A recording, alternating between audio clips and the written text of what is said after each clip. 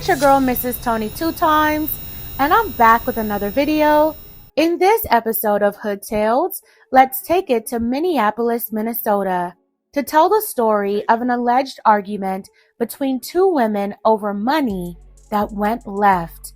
But before we get into this video, don't forget to subscribe, like, and share. Turn your notifications on so you don't miss any future uploads. Stay tuned until the end to hear the full story. Everything in this video is alleged. Alright, let's go ahead and get into it. Life can be compared to a work of art, pieced together by the choices we make and the people we meet. For 32-year-old Aisha Farah Yussuf, it seemed that her life was complicated but meaningful. Aisha, a Somali woman with an incredibly bright smile that could light up any room she walked into, had so much of that life ahead of her. She was possibly a person with dreams and a daily routine that navigated life's challenges. Not much is known publicly about Aisha, but from her photos, it gives us a glimpse of the better moments in her life.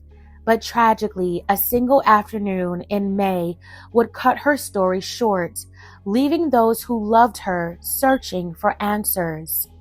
To understand how everything unfolded, we have to look at the moment Aisha's path crossed with a woman named Henrietta Childress, known to many by her nickname Hershey.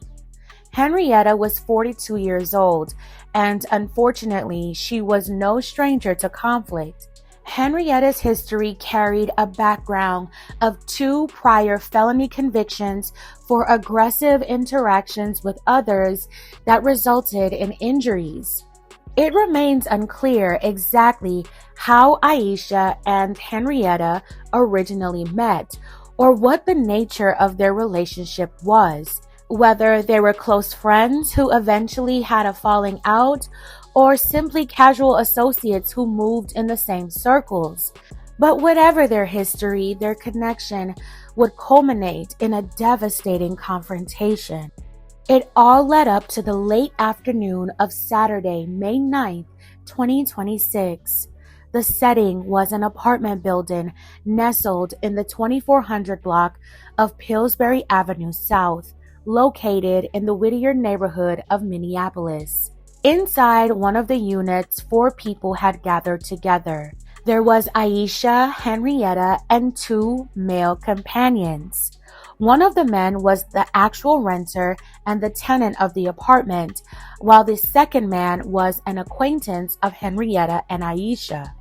The male tenant did not know the second man. What began as a typical gathering quickly took a sharp, tense turn. A dispute broke out between Aisha and Henrietta.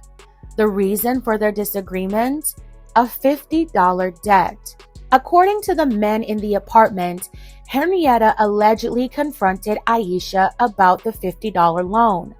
The disagreement began to escalate between the 2 women. The verbal altercation grew more intense as time went on. As the argument reached a boiling point, the 2 men in the apartment reacted in different ways. The tenant, likely wanting to distance himself from the rising drama or assuming it would just blow over, walked away from the living area and went into the bathroom. The second man, however, remained right there in the room, watching the situation spiral out of control. Suddenly, the argument shifted from words to actions. Henrietta walked away from the dispute, stepping into a nearby bedroom. When she emerged, she was holding a pistol. Seeing the weapon, the second man instantly realized the gravity of the situation. He tried desperately to intervene, shouting at Henrietta in an attempt to stop her. From the bathroom, the tenant heard the second man yell out Henrietta's nickname, crying out, "Hershey, what are you doing?" The second man begged Henrietta to stop, pleading with her to put the weapon away. But his attempts to de-escalate the situation were ignored. Henrietta let loose a barrage of bullets, striking Aisha multiple times. Panicked by what had just occurred, the second man bolted from the apartment, running out into the neighborhood. Henrietta was close behind him, fleeing the scene in a desperate hurry.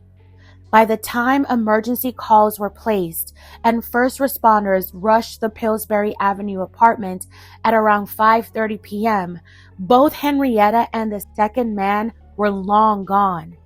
Paramedics arrived to find Aisha with critical, life-threatening injuries. They transported her to the Hennepin County Medical Center, but despite the best efforts of medical staff, she succumbed to her injuries later that same day. The aftermath triggered an immediate investigation by the Minneapolis Police Department. Detectives began piecing together the events of May 9th, starting with the building's surveillance footage. The cameras had captured a woman matching Henrietta's description leaving the apartment building in a major hurry just moments after the incident. Law enforcement eventually located the second man who had fled. When questioned, he recounted the entire frightening sequence of events, explaining that Henrietta had even threatened him after they left the apartment, prompting him to get away from her as quickly as he could. When investigators finally caught up with Henrietta, she initially denied everything. She claimed she hadn't even been at the apartment that day and had absolutely no knowledge of what happened to Aisha. However, the detectives presented Henrietta with a surveillance video showing her exiting the building. Faced with the undeniable video evidence, her story shifted. She admitted that yes, she was at the apartment on the day of the incident, but continued to firmly deny any involvement in Aisha's passing, refusing to provide any further details. Despite her denials, the evidence was substantial. Henrietta was arrested and booked into Hennepin County Jail, where she was officially charged with second-degree hit. She is currently being held on a $1 million bond, with her upcoming court proceedings scheduled for June 11th. Henrietta is innocent until proven guilty. Fam, this is such a sad situation. While the circumstances of this case are extremely trivial, let's remember the real heart of this story. Aisha Farah Yussuf. She was a person who mattered, a woman whose life was cut incredibly short over something so agonizingly minor to many of us. I say that because to some people, $50 is a lot of money. However, in the grand scheme of things, it's not worth a life, in my opinion. I send my deepest, most sincerest condolences to Aisha's family, her loved ones who are grieving this profound loss. I send them my well wishes. When I sit back and look at cases like this, it always leaves me with a profound sense of confusion. But I'm learning to understand the flip side of human nature and the choices people make in moments of anger.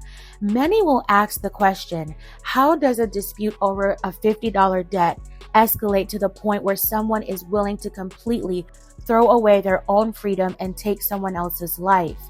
We hear these stories far too often, whether it's an argument over money, a minor disagreement, or an incident of road rage. I used to wonder what prevents a person from taking a step back, breathing, and thinking about the permanent, life-altering consequences of their initial impulses. Is it a total lack of impulse control, or is there a deeper societal issue at play where pride and disrespect are valued over human existence? It feels as though that rational internal voice, the one that tells most people to walk away, and protect their future is completely missing in these moments. It's my belief that most of these instances are a physical manifestation of the spiritual warfare happening within a person. But that's another conversation for another day. I want to turn this over to you, fam. What do you think drives someone to cross that line over something so small? How do we build a world where people choose to walk away instead of destroying lives? Is that even possible?